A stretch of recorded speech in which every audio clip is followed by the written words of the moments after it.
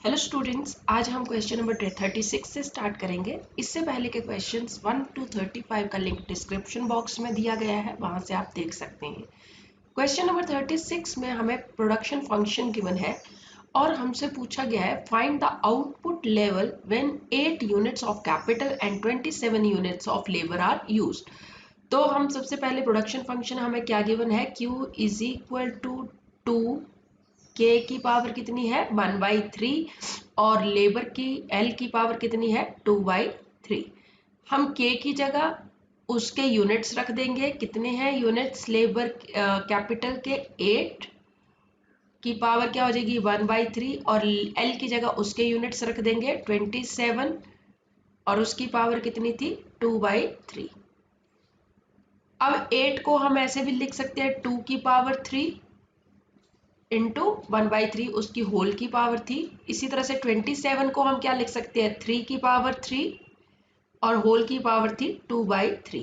अब 3 से यहाँ पे 3 कट गया, यहाँ पे भी 3 से 3 कट गया पावर का, तो अब हमारे पास क्या बचा 2 इंटू 2 की पावर 1 इंटू 3 की पावर 2। आगे सॉल्व करेंगे तो 2 2 जा 4 इंटू 3 3 जा 3 का स्क्वायर था 3 9 जा, तो हमारे पास कितना आ जाएगा 36।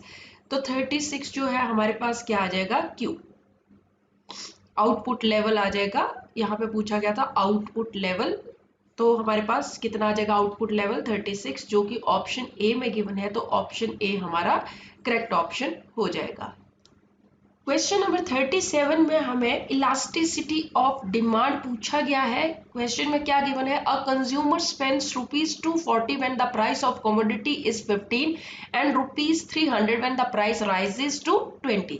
तो हमारे पास पहले इनिशियल प्राइस कितना था 15 था, उस टाइम टोटल एक्सपेंडिचर हमारे पास गिवन है कितना 240। अगर टोटल एक्सपेंडिचर को हम किससे डिवाइड करते प्राइस से डिवाइड करते तो हमारे पास क्या आ जाएगा क्वांटिटी Q आ जाएगा 16। इसी तरह से जब प्राइस हमारा कितना हुआ राइज होके 20 हुआ तो हमारे पास टोटल एक्सपेंडिचर कितना हो गया 300, तो हमारे पास क्वांटिटी कितनी आ जाएगी यहाँ पे 15।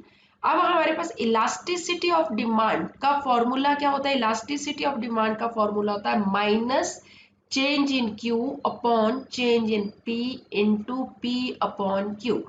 चेंज इन Q कैसे आएगा, चेंज इन Q आएगा अगर हम न्यू क्वांटिटी में से ओल्ड क्वांटिटी से माइनस कर दे। तो न्यू क्वांटिटी हमारे पास कितनी है 15 और पहले शुरू में क्वांटिटी कितनी थी 16, तो हमारे पास कितना आ गया चेंज इन Q -1। इसी तरह से चेंज इन P आ जाएगा, हम क्या करेंगे ओल्ड न्यू प्राइस में से जो शुरू के प्राइस थे उनको माइनस कर देंगे। 20 न्यू प्राइस है और ओल्ड प्राइस कितना है 15, उसको माइनस कर दिया तो हमारे पास क्या आ गया 5। अब हम फॉर्मूले में पुट कर देंगे, क्या हो जाएगा इलास्टिसिटी ऑफ डिमांड का माइनस में तो रहेगा change in Q upon change in P। Change in Q कितना है -1 अपॉन चेंज इन P कितना है 5। इनिशियल प्राइस P कितना है 15 divided by Q initial quantity कितनी थी 16, उससे डिवाइड कर देंगे तो हमारे पास कितना आ जाएगा 3। माइनस से माइनस कट जाएगा तो हमारे पास आंसर जो हो जाएगा 3/16। इलास्टिसिटी ऑफ डिमांड क्या आ जाएगा 3/16, जो कि ऑप्शन बी में है, तो बी हमारा करेक्ट ऑप्शन हो जाएगा। Question number 38. A discriminating monopolist will charge a higher price in the market in which the price elasticity of A demand is greater, B supply is greater, C supply is smaller या D demand is smaller। अब यहाँ पे एक discriminating monopolist जो है वो कहाँ higher price charge करेगा, तो वो हायर प्राइस उस मार्केट में चार्ज करेगा जहाँ पे प्राइस के चेंज होने से क्वांटिटी डिमांडेड ज़्यादा चेंज नहीं होती है। मतलब क्वांटिटी डिमांडेड जो हमारी इलास्टिसिटी ऑफ डिमांड है वो लेस देन 1 रहती है। तो यहाँ पे ऑप्शन डी जो है demand elasticity price elasticity of demand is smaller. Question number 39। Question number 39 में हमें एक डायग्राम गिवन है और यहाँ पे supply curve of a producer पूछा गया है। कहाँ पे सप्लाई कर्व ऑफ प्रोड्यूसर होगा, यहाँ पे 4 ऑप्शंस गिवन है, हमें करेक्ट ऑप्शन को फाइंड आउट करना है। शॉर्ट रन में क्या होता है, firms have fixed factors and number of firms भी इंडस्ट्री में क्या होते हैं, फिक्स होते हैं। Supply curve of the firm, supply curve of the firm is derived from the short run equilibrium of the firm. MC curve जो है वो show how much the firm will produce and sell at various prices. Perfect competition में producer क्या करता है, जहां MC और price, marginal cost और प्राइस एक दूसरे के इक्वल हो जाते हैं, वहां उसके प्रॉफिट क्या होते हैं, मैक्सिमम होते हैं। So it is the MC curve which is known as supply curve. तो हमारा एमसी कर्व ही क्या होता है, सप्लाई कर्व कहा जाता है अंडर परफेक्ट कंपटीशन। अब हमारे पास कहां से शुरू होगा, परफेक्ट कंपटीशन में सप्लाई कर्व कहां से शुरू होगा, तो यहाँ पे since the minimum point acceptable to the firm is lowest AVC, so the supply curve starts from the point where SMC curve cuts AVC। SMC जहां किसके इक्वल हो जाएगा, AVC, या फिर SMC कर्व AVC को इंटरसेक्ट करेगा, वहीं से हमारा सप्लाई कर्व स्टार्ट होगा। तो इस क्वेश्चन में पॉइंट सी पे जो है एमसी कर्व और एवीसी कर्व एक दूसरे को इंटरसेक्ट कर रहे हैं। एवीसी किसके इक्वल हो गया, एमसी के इक्वल हो गया। तो कहां से स्टार्ट होगा, supply curve of a producer point C से, और कहां तक जाएगा, पॉइंट बी से। क्यों बी तक, क्योंकि एमसी कर्व जो मार्जिनल कॉस्ट कर्व है उसी को हम सप्लाई कर्व भी कहते हैं। तो सी बी जो है हमारा सप्लाई कर्व हो जाएगा, ये सी से लेके बी तक।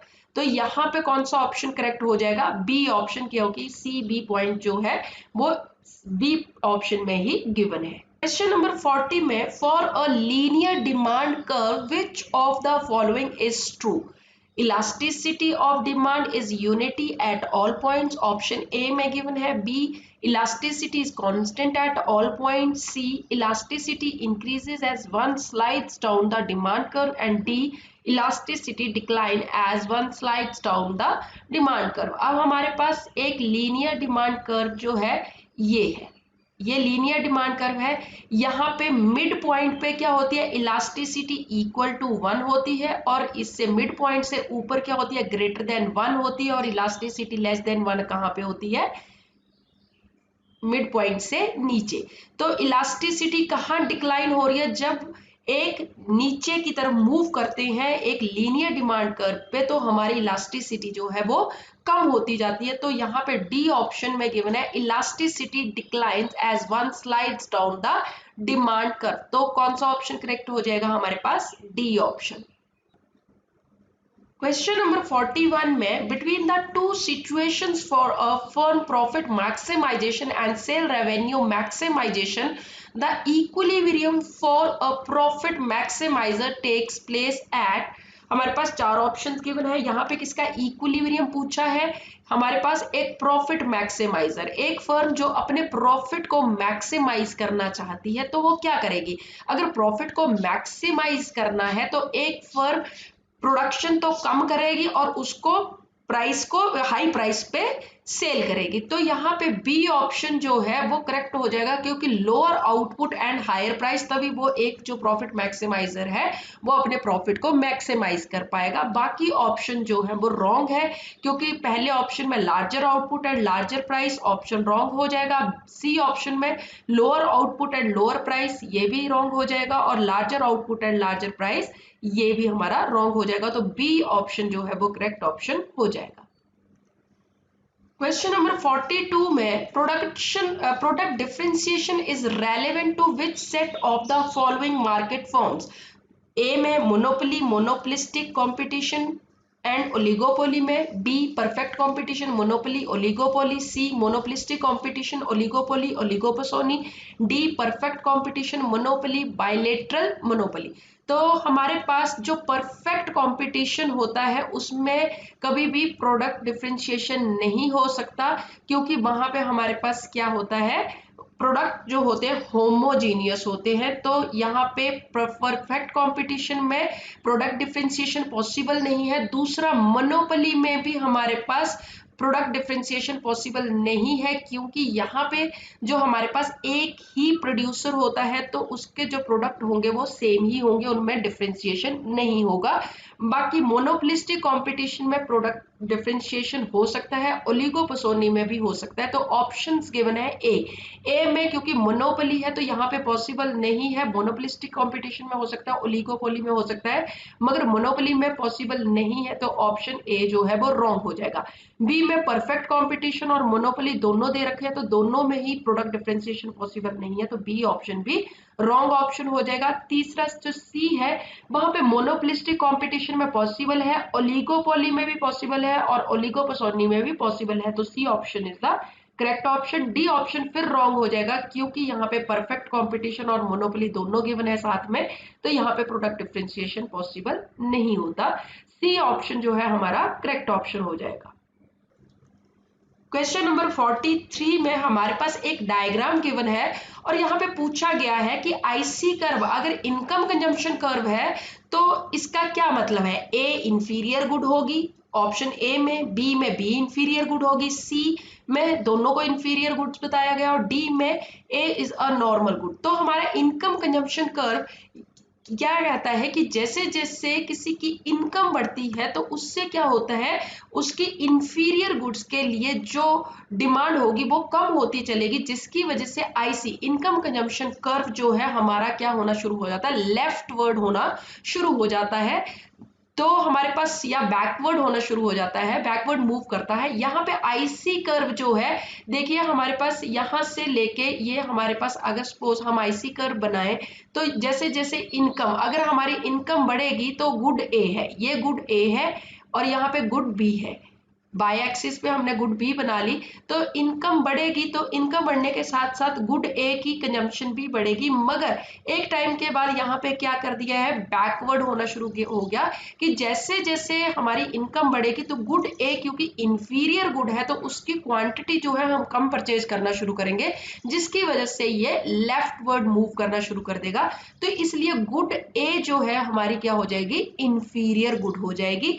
बी में कुछ भी इफेक्ट नहीं होगा, तो हमारे पास ऑप्शन जो ए है वो करेक्ट ऑप्शन हो जाएगा, क्योंकि यहाँ पे क्या कहा गया है, only A is an inferior good, B हमारी इंफीरियर नहीं होगी। सी ऑप्शन भी रॉन्ग हो जाएगा और डी ऑप्शन भी हमारा रॉन्ग हो जाएगा, क्योंकि डी में क्या कहा गया, ए इज ए नॉर्मल गुड। तो नॉर्मल गुड के लिए हमारे जैसे इनकम बढ़ती है तो उसकी डिमांड भी बढ़ती चलती है, तो हमारा डी ऑप्शन भी यहाँ पे रॉन्ग हो जाएगा। क्वेश्चन नंबर 44 में डायग्राम गिवन है और यहाँ पे कंज्यूमर सरप्लस का एरिया पूछा गया है, कौन सा होगा। प्राइस से ऊपर जो भी एरिया होगा वो कंज्यूमर सरप्लस शो करेगा और प्राइस से नीचे जो एरिया होगा वो हमारा प्रोड्यूसर सरप्लस को शो करता है। तो पी ए ई जो ट्राइंगल क्या बन रहा है, पी ए ई, ये ट्राइंगल जो है हमारा ट्राइंगल कौन सा, P A E consumer surplus को शो करेगा, और जो हमारा ट्राइंगल पीईसी है वो किसको शो करेगा, प्रोड्यूसर सरप्लस को। तो हमारे पास कौन सा ऑप्शन ठीक हो जाएगा, ट्राइंगल पीएई। पीएई कौन से ऑप्शन में है, बी ऑप्शन में है, तो इसलिए बी ऑप्शन जो है हमारा करेक्ट ऑप्शन हो जाएगा। क्वेश्चन नंबर 45 में concept of scale economies applies in A long run with constant technical coefficient, B long run with variable technology, C short run with constant technology and D short run with variable technical coefficient. तो जो scale का concept है, scale economy जो आती है वो long run में आती है और टेक्निकल कोफिशिएंट क्या होते हैं, यहाँ पे कांस्टेंट होते हैं। तो ऑप्शन ए जो है हमारा करेक्ट ऑप्शन हो जाएगा।